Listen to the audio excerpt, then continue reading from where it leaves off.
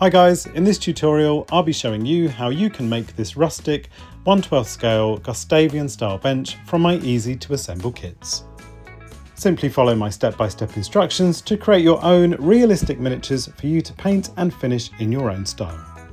So let's get started and see what tools and supplies you'll need to create this kit in the comfort of your own home. You'll need wood glue. I use Gorilla Glue as my favourite brand, but any wood glue will be fine. You'll need a scalpel, Stanley or craft knife. You'll need toothpicks or cocktail sticks. You'll need sandpaper. I use anything from 100 to 150 grit, and then a much finer paper which is about 180 grit for some of the finishings at the end. You'll need ready mixed filler. I use this one because it's lightweight and quick drying, and then a range of brushes in this kind of size and some older ones which are frayed, which are really good for wood grain effects. You'll also need a range of acrylics in varying shades of brown like this for the base coat of your piece of furniture, and finally a range of coloured acrylics for the top coat of your piece of furniture. I've chosen green. So these are all the pieces you'll receive in your kit. These will be supplied in a larger sheet, and you will cut through the tabs and remove the pieces, which is what I've done here. There's various pieces from seats, fronts and side sections. So each piece will be held in place with a tiny tab, which we're going to cut through with a craft knife or scalpel. As you can see, they're just on the side here. And once removed, we're going to use our very fine sandpaper and just sand off those tabs so the sides are flush. This middle centre section for the bench, I'm going to be sanding, as you can see, just this shaped section because I want to round the edges slightly. What we don't want to do is be sanding these two end pieces here on the right and the left, because eventually this will be glued in position and forms part of the back. So as you can see, they join like so, so we don't want to be rounding those sections off. I want my piece of furniture to look like a much older, rustic piece, so I'm going to take my fine grained sandpaper and sand off some of the edges and round off some of these sections around the feet and any other areas that I think might look suitable on this piece of furniture.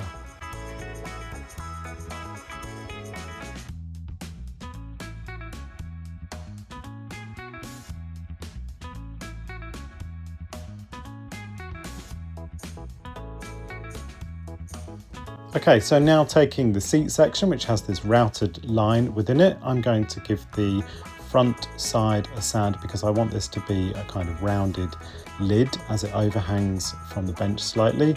I find if you put the sandpaper flat like so and give this a sand like this, it means you get an even curve. And I'm actually doing this on the top and the underside and just making sure that's rounded so as when it overhangs, it looks like a rounded lid. I'm also going to do the same on the sides because they overhang slightly, and repeat that on the left and the right side.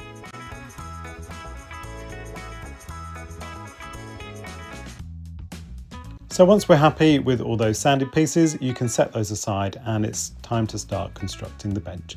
So taking your wood glue and this back section of the bench, you'll notice this is solid at the bottom and not got the two cut open panels. Make sure this is the back. We're going to add 2 small dabs of glue to those side pieces and a line of glue along this thin section where we're going to be fixing in place that shaped back that we sanded earlier. So here we go. I'm just offering this into place and making sure that the bench is flat on my cutting mat and just pushing that into place and making sure all the pieces line up. Any excess glue, you can just remove that with a cocktail stick or toothpick like I'm doing here. So once you're happy with the position and that back piece is flush, you can set that aside and allow that to dry. We're now going to take the front section of the bench, which has these 2 cutout panels, and this panel which sits behind it. As you can see, it's got some routed lines on, which makes it look like this is made from various planks of wood. So again, I'm going to work on the back of this front section, and I'm adding some lines of glue like so, and then I'm going to offer up that panel and just make sure that the 2 pieces sit flush top and bottom. So we're kind of working in reverse. As you can see, we want to see those routed lines at the front. Make sure the two sides are even and the top and bottom is flush like so. Once again, like before, any excess glue you can just remove with your cocktail stick or toothpick. Okay, so now we're going to look at the sides of the bench. As you can see, the side pieces also have these routed lines on with two small tabs, and they just locate into these holes.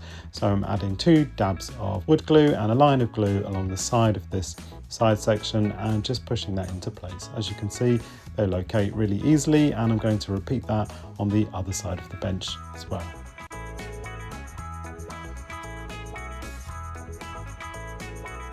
Okay, so once our 2 sides are fixed, we're going to take this bottom section and our seat or lid section, and we're going to be gluing those in place.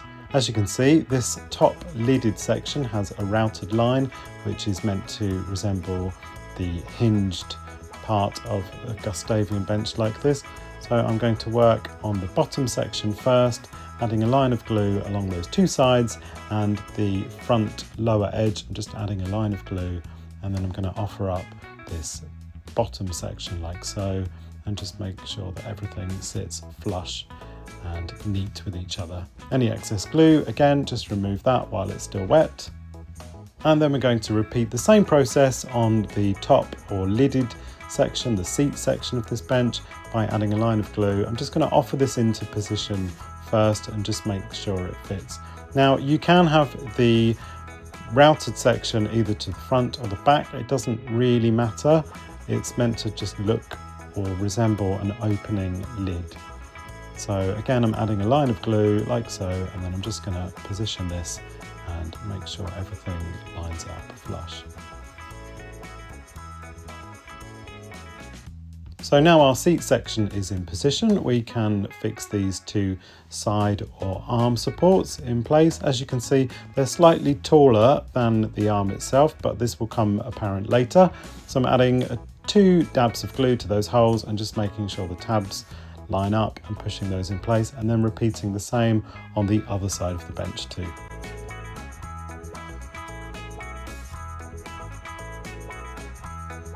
Okay, so now we've got the sides fixed in position and the seat and the base section, we can look at lastly fixing in the back section of our bench. This was the piece we worked on earlier and set aside. As you'll remember, the back of this is flush where we had it sat down and we glued that fretwork piece in place, and there's a lip at the front, so you want that to be the side that you see. So we're going to be adding a line of glue along all of these exposed edges and the tabs, and offering the back into position.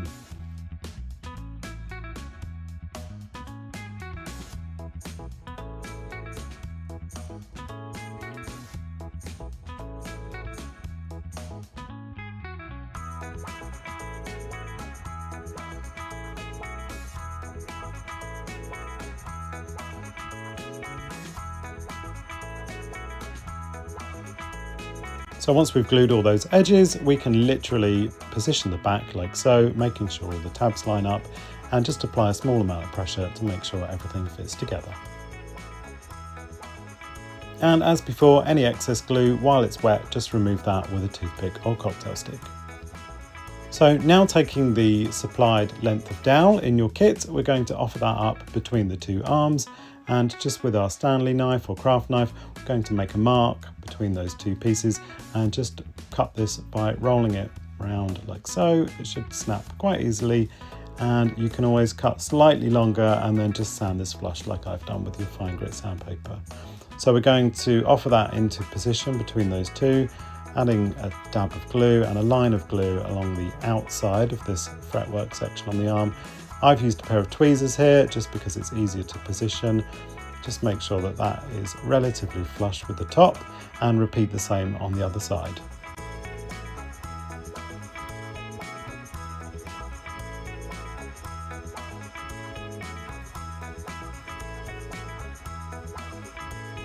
Once they are dry in position, we're going to take our fine grit sandpaper again, and we're just going to sand that top section of the fretwork of the arm, which again I mentioned earlier did sit slightly proud, and the reason for that is we're going to be sanding that flush and creating a bit of a curve that joins in with the round dowel section on the arm.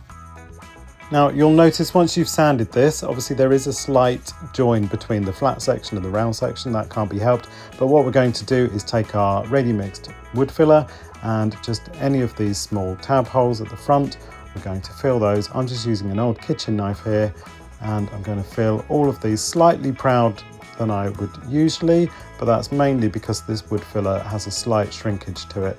So once it's dried, I can then sand this flush with my really fine grade sandpaper.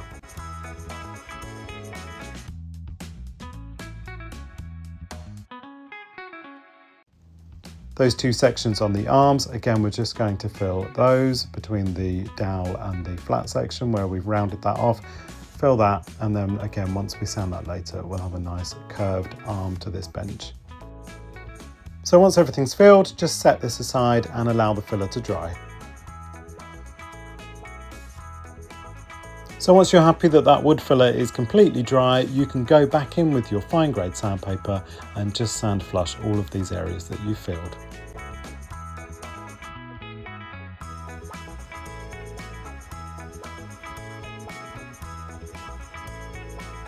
So that's it, your finished bench is now ready for its first layer of paint.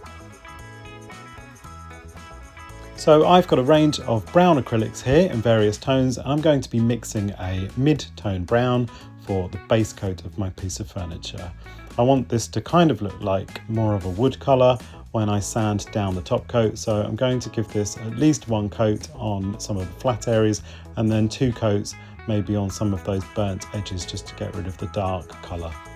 So once we're happy we've got a sufficient base coat, we can then start to look at the top colour. I've chosen green, so I've got a range of green acrylics here, and I'm just going to be mixing mid-green and then applying this with an old paintbrush. I'm kind of using the side of the paintbrush, which in my mind gives a really good kind of broken paint finish.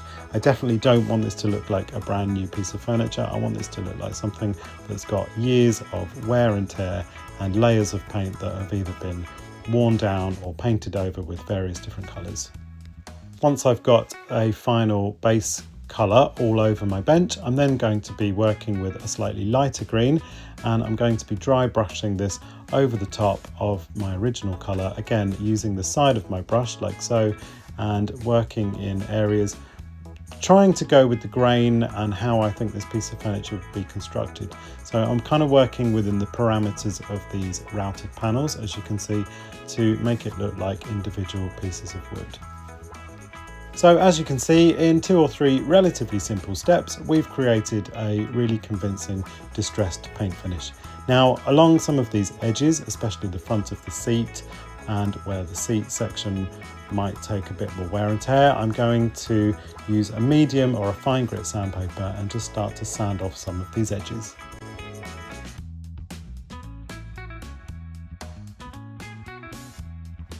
As you can see, I've also taken my very fine grit sandpaper and I've just sanded along the top of this shape section and round some of these areas on the arms too.